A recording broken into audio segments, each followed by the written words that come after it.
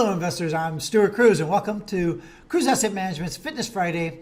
And today we're going to be talking about that huge force of momentum. If you have it moving with you or against you, and it works in the stock market as well as your fitness routines, or at least for me.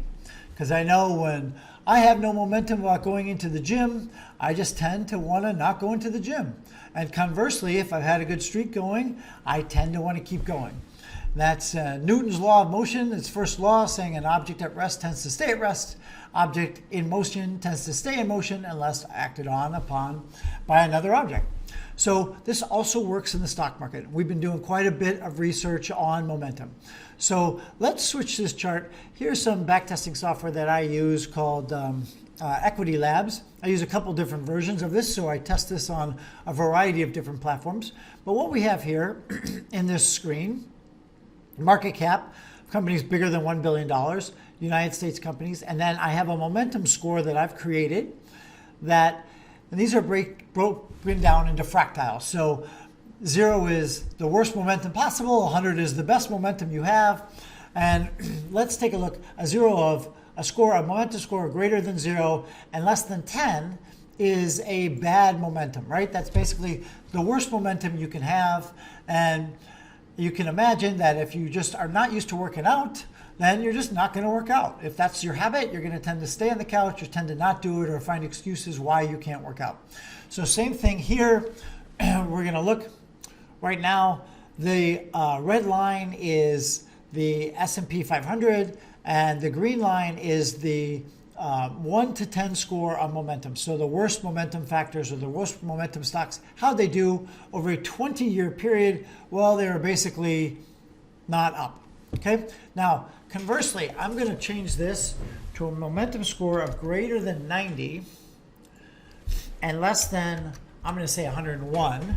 So we can look at that and see what that looks like. Now, momentum score, these are the best momentum stocks. This is when you have January 1st and you're like, I'm going to work out. And you go to the gym 3 days in a row or the whole week for 2 or 3 hours at a time, and you've got all this momentum. Same thing with stocks. If stocks are just moving up in a huge amount, how does that carry through?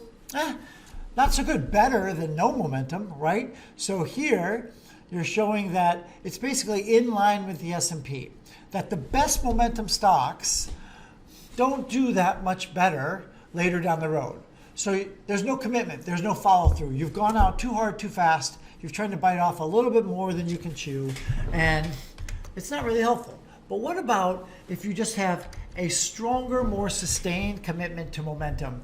So here we're talking about just the next level below. I'm just going all out no matter what, and you don't burn yourself out in the first week or month. Let's look at the second best set of momentum scores, and look at this. The S&P 500's here, and this green line has now jumped up considerably. So in this back test, you have a return of 272 over the last 20 years, and then the second best momentum are at 712. So it's outperformed by about 3x, where the top momentums were 1x. And let's just see again, we're going to look to see what that other one was, because I should have gone back and run it. So here we're right on top of us, 274 versus 272. And if we're going to have a momentum score of greater than 0 and less than 10, let's see how this one did. A momentum score of 58. So again, you want, no momentum is horrible. Too much momentum is not that great.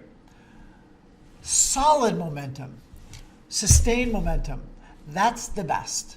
That works in the stock market and works in your fitness routine, whether it's your diet or your workouts. So this is Stuart Kruse with Kruse Asset Management's Fitness Friday, showing you how your portfolio and your fitness can help you to live the odds and live your life with the odds in your favor.